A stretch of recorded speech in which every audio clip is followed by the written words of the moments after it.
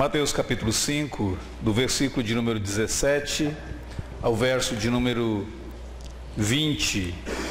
É o texto dos ensinamentos do Senhor Jesus Cristo no Sermão do Monte. Diz assim: Não penseis que vim revogar a lei ou os profetas. Não vim para revogar, vim para cumprir.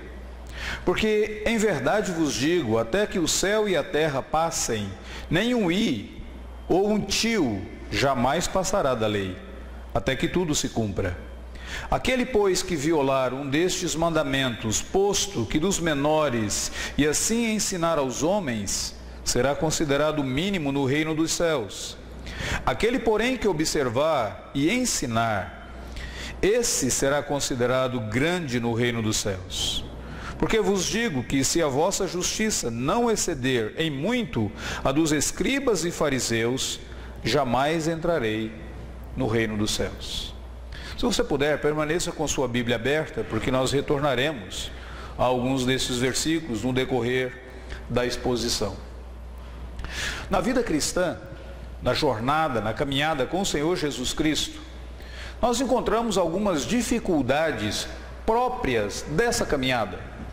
E uma das dificuldades que nós encontramos na vida cristã é compreender qual que deve ser a atitude do crente, do cristão, em relação aos mandamentos, em relação à palavra de Deus. Se o cristão foi salvo pela graça, por que ele precisa obedecer à lei? Se o cristão foi salvo pela graça, por que ele tem que se lembrar dos mandamentos de Deus lá no Antigo Testamento? É interessante observar que essa dificuldade, ela não é uma dificuldade apenas do presente.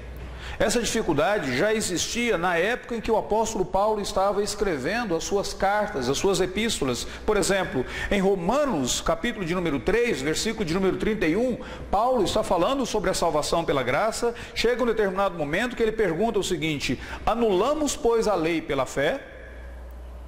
Será que por crermos no Senhor Jesus Cristo nós estamos desprezando todos os mandamentos de Deus lá do Antigo Testamento? Ele diz: de maneira nenhuma. Antes, nós confirmamos a lei. Mas ele não para. Isso é repetido de novo em Gálatas capítulo 3, versículo de número 21, quando ele diz: é porventura a lei contrária às promessas de Deus? Ele diz: de modo nenhum.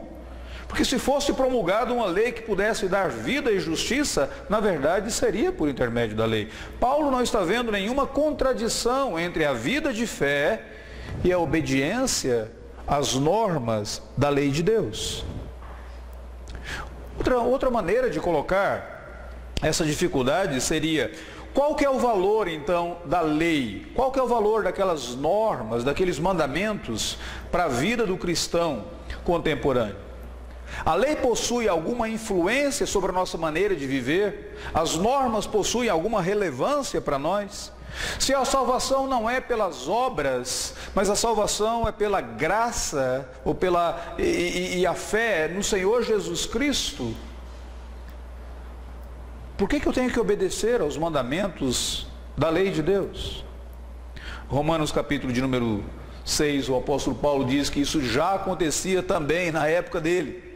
Ele diz que algumas pessoas pensavam da seguinte maneira: havemos de pecar porque nós não estamos debaixo da lei, mas nós estamos debaixo da graça. Ele diz: de maneira alguma. Não é porque nós estamos debaixo da graça que os mandamentos da lei de Deus não possuem relevância para nós. Interessante, eu estava lendo recentemente algo do John Newton, aquele ex-traficante de escravos que foi convertido, e ele escreveu o livro Maravilhosa Graça. Ele mantinha uma correspondência assídua com alguns membros da igreja dele, algumas pessoas que para ele escreviam. Em uma das cartas ele diz assim: a ignorância quanto à natureza e o propósito da lei é o fundamento dos nossos erros religiosos. É justamente isso que Jesus aborda nesses versículos que nós lemos aqui em Mateus capítulo 5. Ele fala qual é o relacionamento dele, Cristo, com a lei, e qual deve ser o relacionamento do cristão, do crente, com a lei de Deus.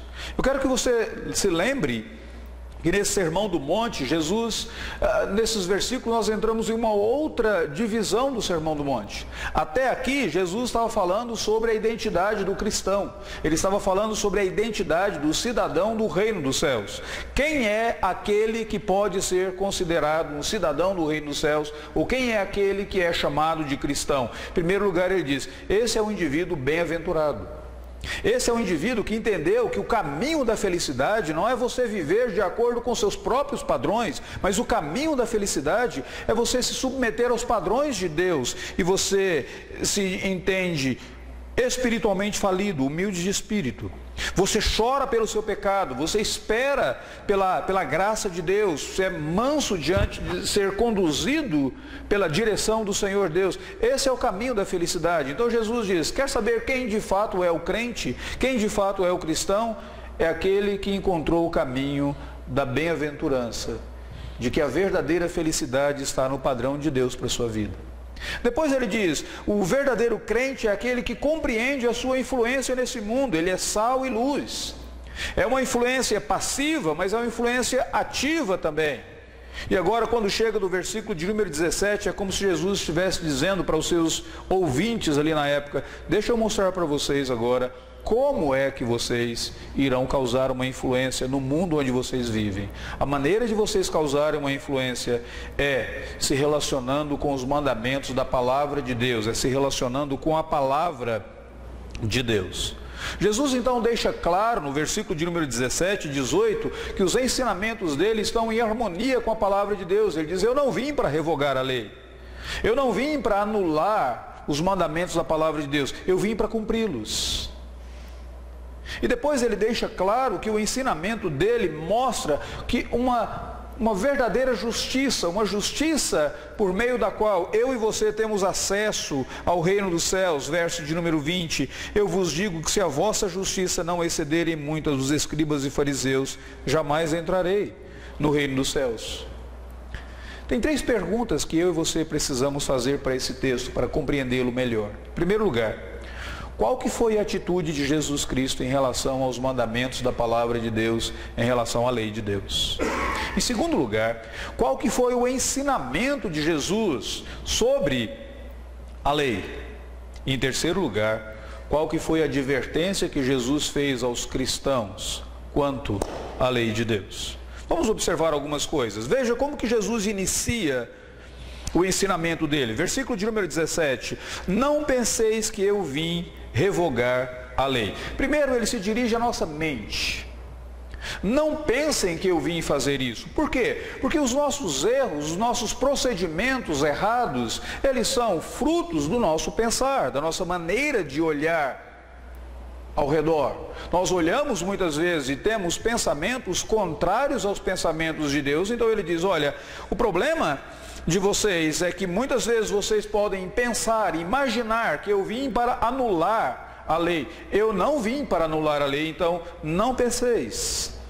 Os erros são geralmente iniciados aqui, na maneira como você olha para a vida, na maneira como você interpreta os ensinamentos da palavra de Deus, na maneira como você olha para as pessoas ao seu redor.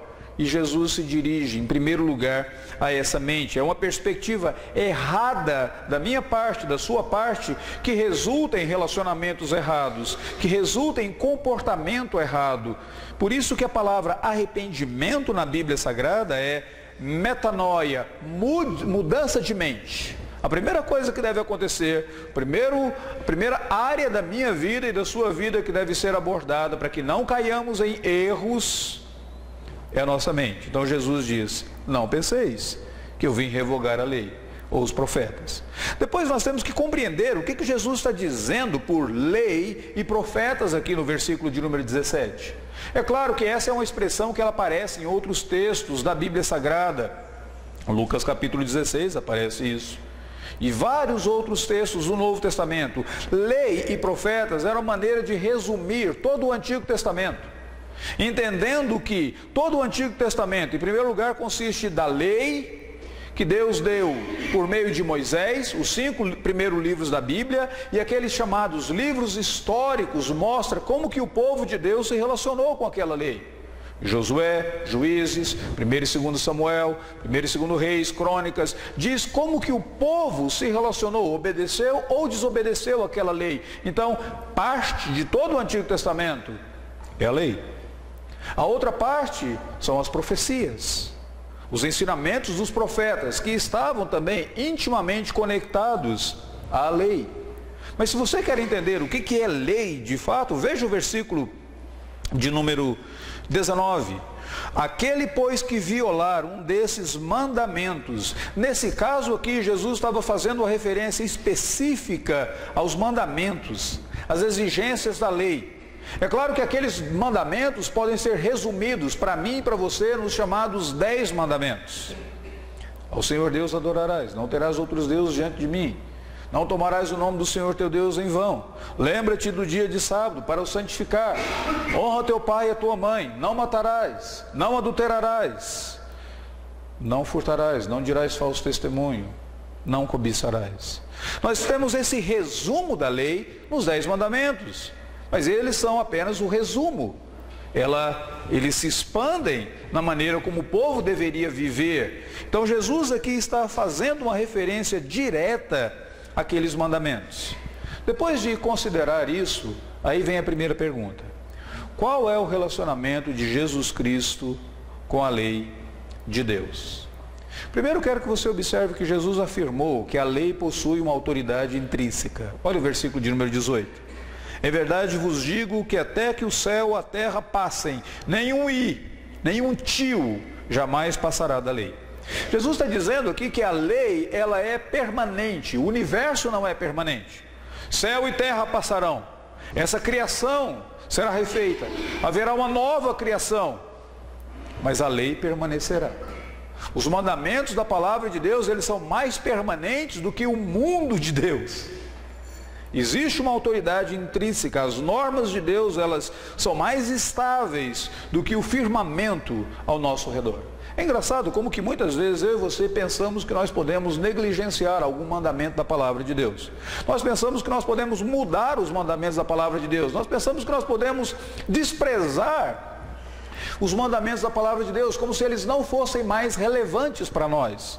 Vivemos em outra época, não estamos naquele mesmo vaso cultural. Ou então nós falamos assim: essa não é a minha interpretação. Mas Jesus deixa claro aqui que os mandamentos de Deus, a palavra de Deus é muito mais permanente do que o próprio universo ao redor. O universo muda, os céus mudam, a terra muda. Deus não muda. Deus é imutável. E porque Deus é imutável, a palavra de Deus, ela é imutável. Jesus afirma a autoridade da palavra de Deus. A segunda coisa que Jesus faz, ele deixa claro que a missão dele era a missão de cumprir a lei de Deus. Versículo de número 17: eu não vim para revogar a lei, eu vim para cumprir a lei. Eu quero que você observe e pense na seguinte metáfora. Imagine alguém que compra uma casa ou herda uma casa. Essa casa, ela estava em construção, ou um apartamento estava em construção, ele não foi acabado ainda, e essa pessoa herdou a casa em construção, e ao invés de demolir a casa e fazer outra, talvez seria mais fácil, menos quartos, uma outra estrutura, outro material, não é? Talvez fosse até mais fácil você não ter que adaptar. Ele resolve construir a casa, completar a obra, e foi isso que Jesus fez. Ele diz: eu não vim para anular a lei, eu vim para completar a lei. Em outras palavras, Jesus está dizendo: sem Jesus a lei é incompleta. Não adianta você ler todos os 10 mandamentos, não adianta você ler toda a Bíblia Sagrada, se a sua leitura bíblica não te conduz a Jesus Cristo, se ela não conduz você a um relacionamento íntimo com Jesus, mais próximo de Jesus, é inútil. É mais ou menos você mandar um e-mail, um noivo mandar um e-mail para a noiva, e a noiva fica tão encantada com o e-mail que ela se esquece do noivo. Jesus está dizendo: se você lê a Bíblia Sagrada, a leitura na Bíblia Sagrada, não é para você adorar a Bíblia, mas para que essa leitura, que as palavras da Bíblia te conduzam a um relacionamento mais íntimo comigo. Eu sou o cumprimento da lei. Como que Jesus cumpriu a lei? Já prestou atenção nisso?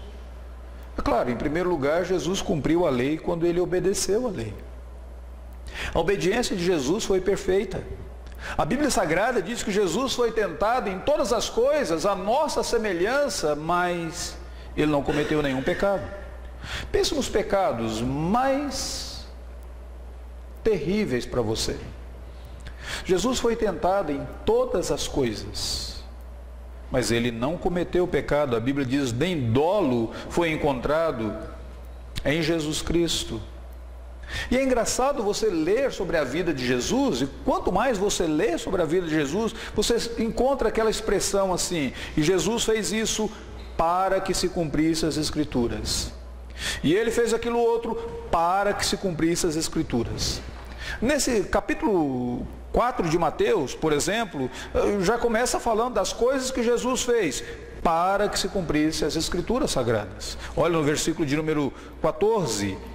Para que se cumprisse o que fora dito por intermédio do profeta Isaías, terra de Zebulon, terra de Naftali, até o lugar que ele escolheu para trabalhar, até o lugar que ele escolheu para andar, para que se cumprisse as Escrituras. Em outras palavras, a vida para Jesus era completamente teológica.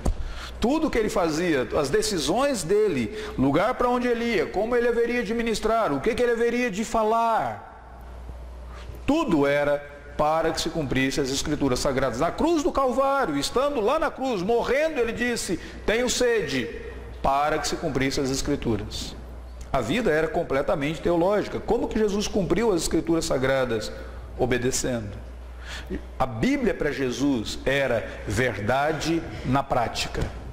Os ensinamentos bíblicos para Jesus não eram apenas para ele estudar e conhecer e ficar na mente, na abstração, mas era verdade na prática. Ele cumpriu as Escrituras. Em segundo lugar, a Bíblia diz que Jesus cumpriu as Escrituras quando ele recebeu a maldição da lei em nosso lugar. A lei de Deus exigia que o pecado fosse castigado, que o pecador fosse punido. Maldito era a expressão, maldito aquele que transgride um desses mandamentos da lei. E Jesus Cristo assumiu na cruz do Calvário a maldição no nosso lugar. Gálatas capítulo 3 diz que o Senhor Jesus se fez maldito por nós, para que por meio de Jesus nós pudéssemos ser feitos benditos do Pai Celestial. Então ele diz, eu não vim para revogar a lei, eu vim para cumprir. Eu vim para cumprir obedecendo, eu vim para cumprir recebendo a maldição, e ele veio para cumprir completando de forma concreta tudo o que a lei dizia a respeito dele. Você já prestou atenção que você lê o Antigo Testamento muitas vezes e você não compreende por que o Antigo Testamento fala sobre sacerdotes, cordeiro, sangue, cores de cortinas no tabernáculo, o próprio tabernáculo, uma arca da aliança, lugar onde o Senhor Deus se assentava. Você lê todo o Antigo Testamento e vê todos esses detalhes e você fica perguntando, o que isso tem a ver com a minha vida cristã? Jesus disse, eu sou o cumprimento dessas coisas. Aquela tampa da arca da aliança chamava-se propiciatório, ou eu vou traduzir, tampa pecado, era a expressão. Propiciatório, tampa pecado, no hebraico cafuré, não é cafuné, mas um cafuré, um tampa pecados. Quando Deus olhava para aquela tampa da arca e via o sangue derramado, ele podia perdoar o indivíduo que havia quebrado os mandamentos da lei de Deus que estavam dentro da arca da aliança. A Bíblia Sagrada diz, Jesus Cristo é o nosso propiciatório. Jesus pode perdoar os meus pecados e os seus pecados se ele nos olha pela perspectiva de Cristo, o sacrifício que Cristo realizou por nós. Lá você lê sobre o sacerdote, a vestimenta do sacerdote era totalmente diferente, porque o sacerdote, o sumo sacerdote era uma pessoa diferente. Ele usava uma veste talar, ele usava algo na sua cabeça, ele tinha um peitoral com as pedras todas. A Bíblia diz, Jesus é o nosso sumo sacerdote. Lá você lê sobre o templo, a Bíblia diz que Jesus Cristo, em Jesus Cristo, nós verdadeiramente adoramos a Deus. Ele é o nosso templo. Jesus é o cumprimento da lei. Todas as indicações da Bíblia Sagrada apontam para Ele. Os personagens, eventos, sistemas, todos apontam para Jesus. Paulo dizia que tudo aquilo que aconteceu no passado foi sombra daquele que havia de vir, Jesus Cristo. O que isso tem a ver com a minha vida? O que isso tem a ver com a sua vida? Primeiro, deixa eu dar uma dica bem prática. A sua maneira de ler a Bíblia deveria ser lendo e perguntando em primeiro lugar, o que isso aqui me fala sobre Jesus? E como que eu devo amá-lo e como eu devo obedecê-lo? Tem várias pessoas que leem a Bíblia por uma hermenêutica da transposição, sabe? Você lê o texto bíblico e eles atravessaram o Mar Vermelho e aí ela transpõe, dizendo, eu tenho que atravessar todos os mares da minha vida. Tem outros que leem a Bíblia assim, então Davi matou Golias e aí vença os gigantes da sua vida. Isso é a hermenêutica da transposição. Desculpa, mas isso está errado. E estão errados aqueles que fazem isso. Deveria ler a Escritura Sagrada e ver o que isso me aponta para Jesus, sobre a obra de Jesus, o que Ele fez para mim e a maneira como Ele quer que eu viva. Onde é que eu preciso de graça? O herói, aliás, o ponto daquela história de Davi e Golias, não era vença os seus gigantes, mas era, você precisa de um mediador, você precisa de alguém que luta as lutas que você não consegue lutar. Você precisa de alguém que Davi está apontando para ele, que é Jesus. Esse é o ponto da história. Como que você lê a Bíblia? Jesus é o cumprimento da Bíblia. Outra coisa, por que muitas vezes eu e você queremos viver nas sombras?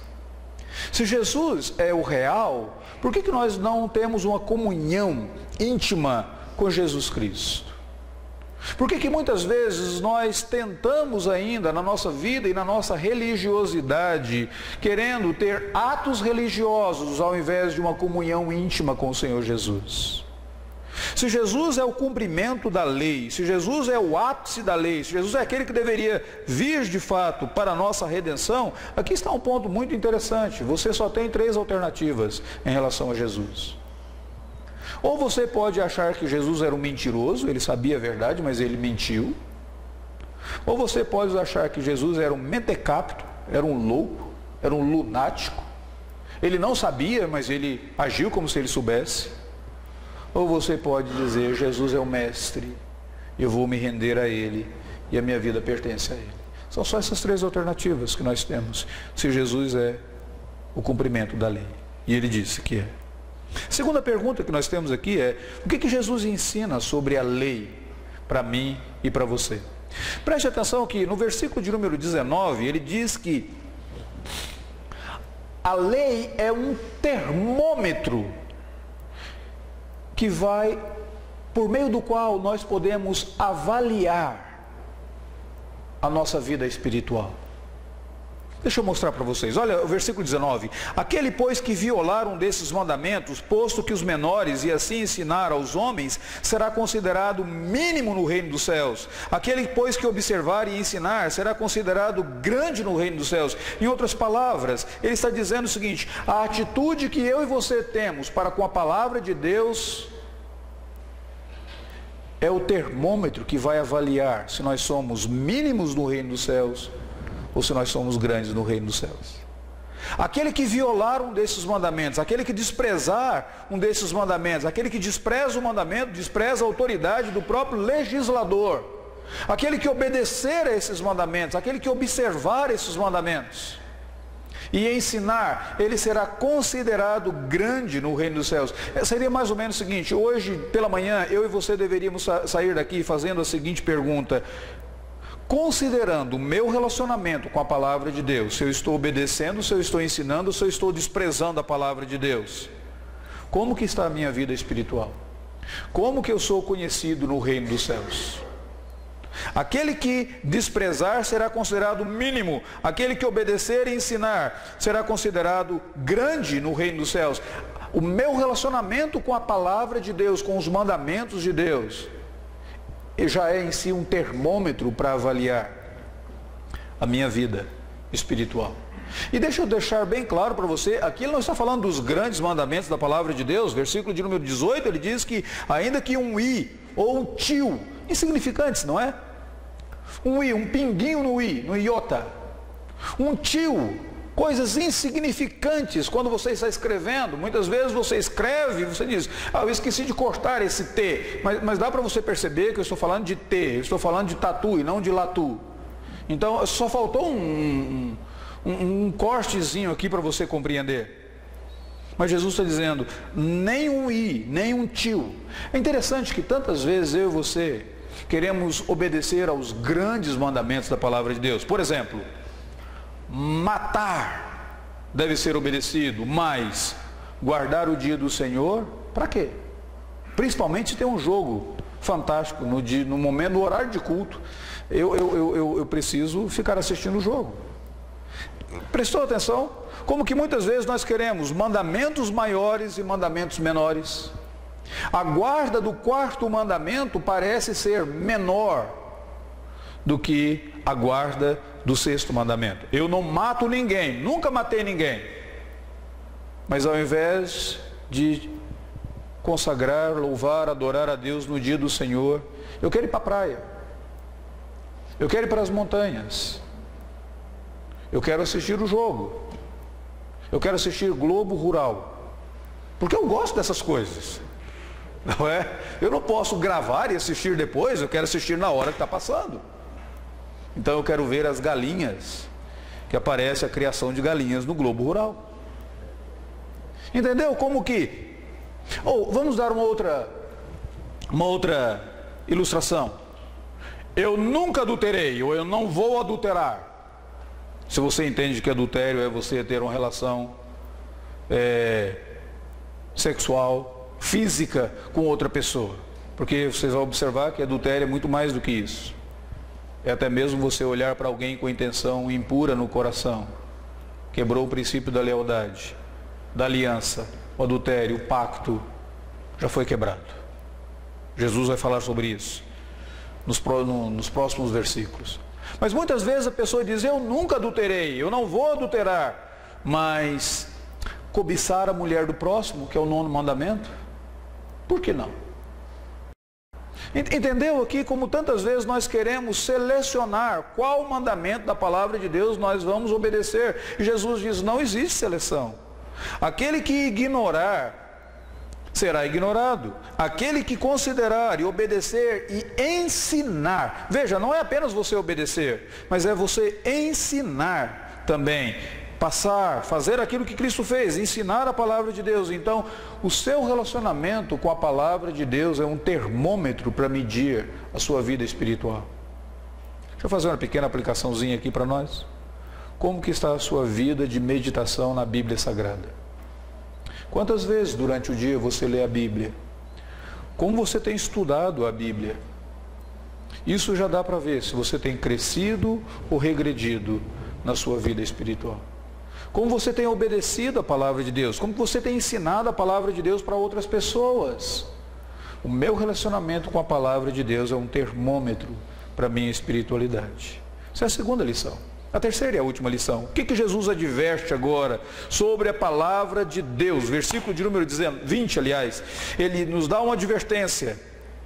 E essa advertência é séria. Ele está dizendo agora que para entrar no reino dos céus, a pessoa precisa, à luz da palavra de Deus, possuir uma justiça que exceda a justiça dos escribas e fariseus. Eu vos digo que se a vossa justiça exceder em muito a dos escribas e fariseus, ou não exceder, jamais entrareis no reino dos céus. Como que eu posso ser salvo? Como que eu posso entrar no reino dos céus? Como que eu posso obter a salvação? E qual o relacionamento entre salvação e a escritura sagrada? Jesus está dizendo, no relacionamento com a palavra de Deus, no relacionamento com a escritura, no relacionamento com os mandamentos da palavra de Deus, da lei de Deus, eu e você precisamos possuir uma justiça maior, que exceda, mais abrangente, mais profunda também, do que a dos escribas e dos fariseus. Mas deixa eu mostrar para vocês quão difícil é isso. Jesus está reconhecendo que os escribas e fariseus, eles tinham uma certa justiça. Eles tinham alguma coisa para apresentar. Os escribas e os fariseus decoravam todo o Antigo Testamento. Eu acho interessante, às vezes, quando eu converso com algumas pessoas e dou aulas, e a pessoa diz assim, não, mas o apóstolo Paulo, naquele exato momento, ele estava citando o Antigo Testamento em latim, por isso que ele escreveu dessa forma, ele só tinha o Antigo Testamento em latim para ler. E eu fico rindo, eu fico pensando, você não sabe que o apóstolo Paulo era um rabino, e como rabino ele tinha decorado todo o Antigo Testamento em hebraico?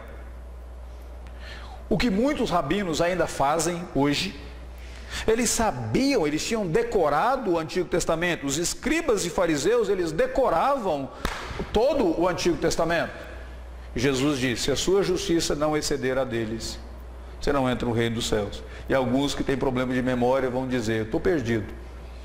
Não é? A segunda coisa que é interessante você observar é que os escribas e fariseus, eles calculavam todos os mandamentos da lei. Eles sabiam que a lei tinha 248 mandamentos positivos, faça isso, e 365 mandamentos negativos, não faça isso. Eles sabiam todas essas coisas, eles calculavam quantos mandamentos a lei tinha. Eles ensinavam também a lei, nas sinagogas, eles ensinavam nas praças.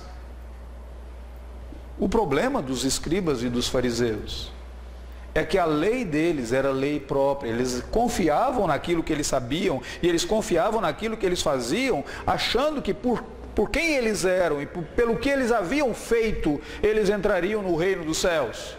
Jesus disse, se você não tiver uma justiça que exceda a justiça dos escribas e fariseus, jamais entrarei no reino dos céus. Como é que você pode ter uma justiça que vai além da justiça dos escribas e dos fariseus que faziam todas essas coisas?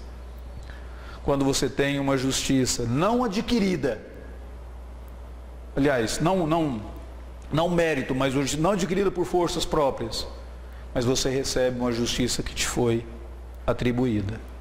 Quando você recebe a justiça de Cristo, que obedeceu à lei, que cumpriu a lei, que recebeu a maldição da lei sobre ele mesmo. Para alguns de vocês, eu já contei uma história de um livro de crianças. Outros ainda não. Então aqueles que já ouviram, tenham um pouquinho de paciência. E se você nunca ouviu, preste atenção na seguinte história de um livro de crianças. C.S. Lewis, o Leão, a Feiticeira e o Guarda-Roupas. O livro das Crônicas de Nárnia, que já foi transformado em um filme. E fala sobre essas 4 crianças que entram no país de Nárnia. E elas, depois de lutas, batalhas, elas são coroadas no castelo de Cair Paravel. E lá, coroadas, na sala do trono, o último capítulo do livro, Aslan vem e Aslan dá títulos para aquelas 4 crianças. Pedro, o magnífico, o rei. Susana, a gentil. Lúcia, a destemida. Edmundo, o justo. Mas deixa eu te contar a história, pelo menos um pouquinho dela. Edmundo, dos 4, era aquele que havia traído os outros 3. Edmundo era aquele que havia obedecido à feiticeira má. E por causa daquela traição, Aslan teve que morrer. Por causa daquela traição, outros tiveram que morrer. Mas agora Edmundo é chamado de o justo. Você lê a história e muitas vezes a sensação, o desejo que você tem é você virar para C.S. Lewis e dizer: C.S. Lewis, você não entendeu corretamente, Edmundo não é o justo, Edmundo é o bandido da história. E C.S. Lewis teria explicado para mim e para você: o justo é aquele que não tem justiça própria, a justiça dele foi atribuída por meio do perdão, por meio da restauração. Se a vossa justiça não for maior do que a dos escribas e fariseus, jamais entrareis no reino dos céus. Como é possível ter uma justiça maior do que a dos escribas e fariseus? Quando você recebe sobre você a justiça de Cristo Jesus. Quando você percebe que os seus pecados foram colocados sobre ele na cruz do Calvário, para que ele te revista com a justiça dele. Quando você percebe que ele foi desnudo na cruz do Calvário, para você ser revestido com a justiça dele.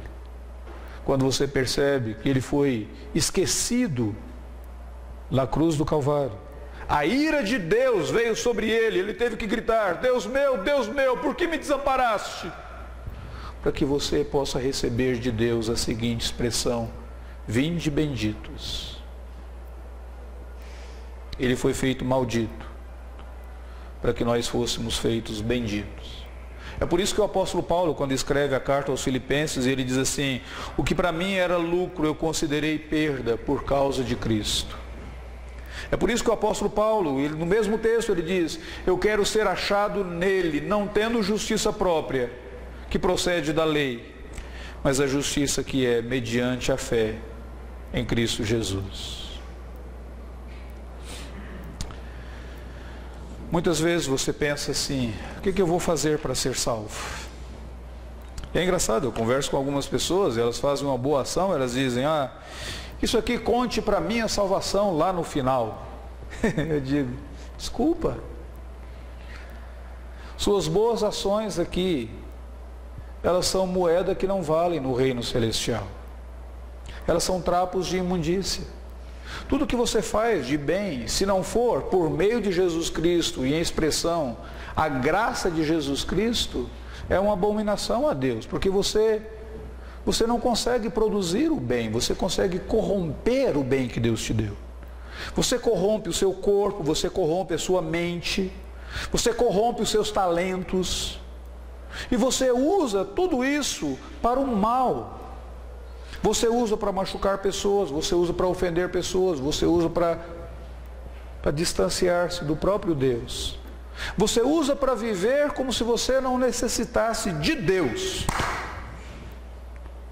Suas boas ações são trapos de imundícia. Se você não tiver uma justiça que vai além da justiça dos fariseus, que é a justiça de Cristo Jesus, jamais entrareis no reino dos céus. Qual que é o relacionamento do crente com a lei, com os mandamentos? Leia os mandamentos, leia a lei e veja como que isso te aponta, te empurra para Cristo Jesus.